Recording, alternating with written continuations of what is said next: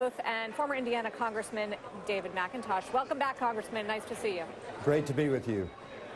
So the question we're trying to figure out today is, does that deal with the Democrats, and I know you were against tying the Harvey relief to the debt ceiling, but it looks like that's the way they're going to go. Does that deal spell bad news for those who are hoping for tax reform, or the opposite?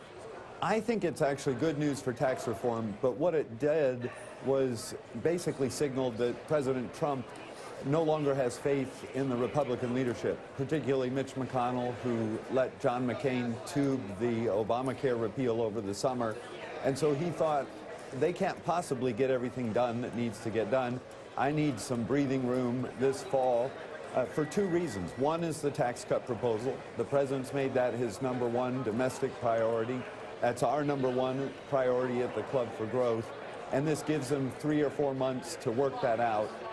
But the second, I think, was to continue funding so that the military would be funded if he gets into a military confrontation with North Korea. So those two things, I think the president reflected on it and said, I don't trust these Republican leaders to get the job done.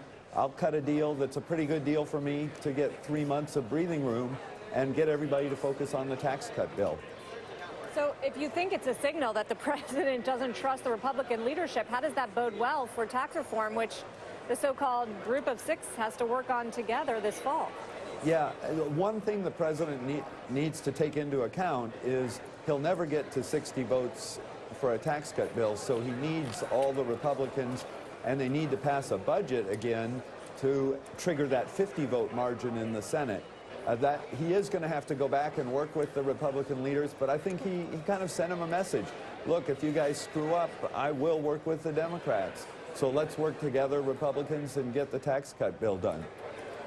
David, I wonder if you think it needed to be this stark. I mean, we had Ryan on TV calling this Pelosi-Schumer offer disgraceful, and then hours later, barely hours later, the president shakes hands on it. Did he need to humiliate the speaker that way? You know, President Trump has his own style. It's not the way I would have done it, but it is the way he does it. He will humiliate people in public, and then he'll turn around and work with them to try to get a deal done. That's who he is, and everybody in Washington needs to get used to that.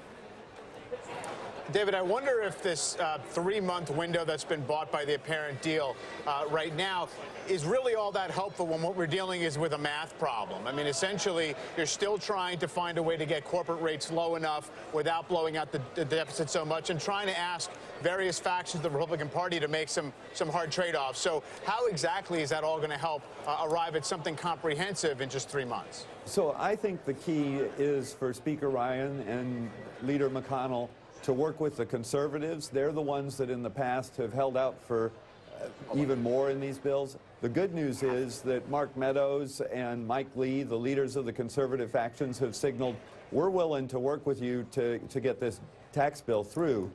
So I think on that front, they can get the numbers done. What they're going to have to give up is this slavish adherence to revenue neutral. They need to go ahead and just do tax cuts that will spur economic growth. Let the growth rate get up to 3%. That'll create more jobs, more economic prosperity, and more revenue for Washington. And so take a hit in the first few years, but recognize when they do those deep cuts in the corporate rate and some of the individual cuts, they will get the revenue back because of the economic growth. So just to be clear, David, on the timing, the government, they're going to have to figure out a new deal to keep the government funded past December 15th, raise the debt ceiling so we don't have a historic default on our debt, and somehow pass this tax reform. And you're optimistic all 3 can happen by the end of the year? Well, what we were looking at just a few days ago was all 3 of those had to happen by the end of the year. What they did was the president's deal took the pressure off getting them done in September and gave them till December, essentially, to get all 3 done. I think the Republican leadership, if they work with all of the members of their conference, conservatives and moderates, can get it done. I think the Democrats have too many people like Bernie Sanders and Elizabeth Warren that they can't really come that far to the president's position on tax cuts. So he's going to have to turn back to Republicans to get the big items done in December.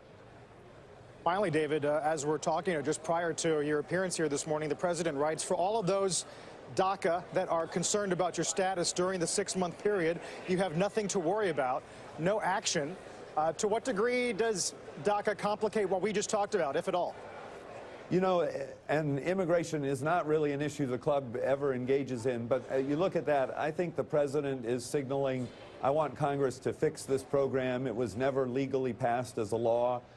President Obama put it in as a temporary measure, and so now the president's saying, look, time's up. Congress needs to deal with this issue to figure out what they want to do with those people who are here. They came in illegally, but now they're working and contributing members of our society. Congress has to make the call. The president has said, what I want is a strong border that will ensure we don't have future illegal immigration. That'll be in the mix. I think, fortunately, the 6-month deadline there means it won't be swept up in these 3 months for tax reform and the debt ceiling and those other issues. We'll just add it to the list then for Congress after that. David, thank you for joining us this morning to talk about tax reform and all the other things on the legislative agenda. David McIntosh, Club for Growth. It's less than a week until delivering alpha. Do not miss this all-star roster, including the Treasury Secretary, Steven Mnuchin, Blackstone, Stephen Schwartzman, J.P. Morgan.